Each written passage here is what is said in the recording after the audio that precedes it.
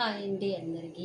నేను మీకు ఒక చిన్న ఎక్స్పెరిమెంట్ అది మన లైఫ్కి సింక్ అయ్యేది చూపిస్తాను. ఇక్కడ 2 ఖాళీ గ్లాసెస్ ఉన్నాయి కదా. ఇప్పుడు ఇందులో ఒక దాంట్లో ఉప్పు వేస్తున్నానండి, సాల్ట్.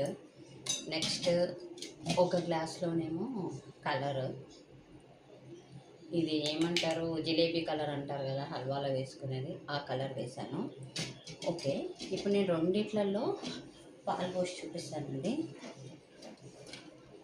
చూడండి, ఇది ఉప్పు వేసిన గ్లాస్.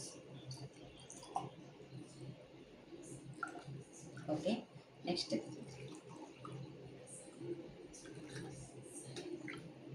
ఓకే, ఇప్పుడు చూశారు కదండి, ఈ గ్లాస్లో నేను సాల్ట్ వేసాను, ఉప్పు. ఇందులోనేమో ఇది జిలేబీ కలర్ అంటారు కదా, హల్వాలో వేస్తాము, ఆ కలర్ వేసాను. ఓకే, ఇప్పుడు ఇది చూస్తుంటే మనకి ఏమనిపిస్తుంది, ఇందులో ఏదో కలిపారు. ఓకే, ఇవి మంచి పాలు కాదు అని చాలా ఈజీగా చూడగానే చెప్పేయగలుగుతాము.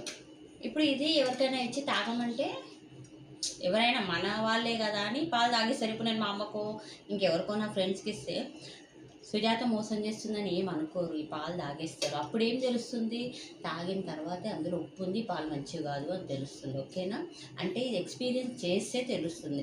ఇది ఇచ్చామనుకోండి, లేదు లేదు ఇందులో ఏదో కలిపావు, నేను తాగను అని అంటారు. ఇప్పుడు నేను ఇది చూపించడానికి ఒక రీజన్ ఉంది, చెప్తాను. మనము మనుషులను అందరినీ నమ్ముతాం, అది స్నేహమైన ఏదైనా ఒక బంధం అనుకోండి, వాళ్ళని మీరు నమ్ముతారు. నమ్మినప్పుడు మనం ఇలాగే అనుకుంటాము, వాళ్ళు మంచివాళ్ళని.